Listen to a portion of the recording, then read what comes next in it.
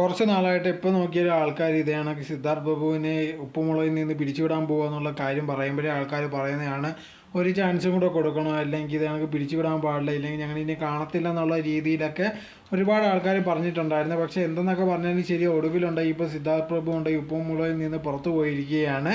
ഇതിപ്പോൾ എല്ലാവർക്കും നോർമലായിട്ട് മനസ്സിലാക്കുന്ന ഒരു കാര്യം തന്നെയാണ്. ആ കേസ് വന്ന് ഇത് കണക്ക് അയാൾ മരണപ്പെടുകയും ഇവനെതിരെ കേസ് വരികയാണ് ചെയ്തത്. ഇനി എന്തൊക്കെ ചെയ്തായിരുന്നാലും ശരി, അതിനകത്ത് നീക്കാൻ പറ്റത്തില്ല. തീർച്ചയായിട്ടും ആ കേസിൻ്റെ പുറകെ തന്നെ ആയിരിക്കും. സോ ഇപ്പോൾ നോക്കിക്കഴിഞ്ഞാൽ തന്നെ നമുക്ക് മനസ്സിലാവുന്ന ഒരു കാര്യമാണ്, സിദ്ധു ഉണ്ടായി ആ ഷോയിലില്ല, അതിൽ നിന്ന് പുറത്തായിരിക്കുകയാണ്. ആൾക്കാരൊക്കെ ഒരുപാട് ഫാൻസൊക്കെ വിചാരിച്ച് വെച്ചിരിക്കുന്ന ലോങ് ബ്രേക്ക് എടുത്തിരിക്കുകയായിരിക്കും, അല്ലെങ്കിൽ ഇത് എനിക്ക് കേസിൻ്റെ പുറകെ നടക്കുന്നതുകൊണ്ട് കുറച്ച് നാളത്തേക്ക് വരാതിരിക്കുമായിരിക്കും എന്നൊക്കെയാണ് വിചാരിച്ച് വെച്ചിരിക്കുന്നത്. പക്ഷേ അങ്ങനെയൊന്നുമല്ല, മൊത്തത്തിൽ പുറത്തായിരിക്കുകയാണ്. ഇനി ഉണ്ടെങ്കിൽ കേസിൻ്റെ പുറകെ തന്നെ ആയിരിക്കും. ഇനി സിദ്ധു എന്ന് പറഞ്ഞൊരു ക്യാരക്ടറിനെ അതിനകത്ത് കൊണ്ടുവരുന്നെങ്കിൽ തന്നെ വേറെ ഏതെങ്കിലും ഒരു ന്യൂ ഫേസ് ആയിരിക്കും ഇത് കണക്ക് കൊണ്ടുവരാനുള്ള സാധ്യത. എന്തായാലും സിദ്ധാർത്ഥ് പ്രഭു ഉണ്ടെങ്കിൽ അതിൽ നിന്ന് പുറത്തായിരിക്കുകയാണ്. ഒരുപാട് പേര് പറയുന്നുണ്ട് ഇത് കണക്ക് ഇനി താൻ ഷോ കാണത്തില്ല സിദ്ധാർത്ഥ് പ്രഭു, അല്ലെങ്കിൽ അങ്ങനെ എങ്ങനെയാണെന്നൊക്കെ ഒരുപാട് പേര് പറയുന്നുണ്ട്. എന്നിട്ടൊന്നും കാര്യമില്ല, സിദ്ധാർത്ഥ് ഇപ്പോൾ പുറത്തായിരിക്കുകയാണ്. ഇനി വേറെ ഏതെങ്കിലും ന്യൂ ക്യാരക്ടർ ആയിരിക്കും, അങ്ങനെ ഒഫീഷ്യലി അത് കൺഫേമും ആയിട്ടുണ്ട്.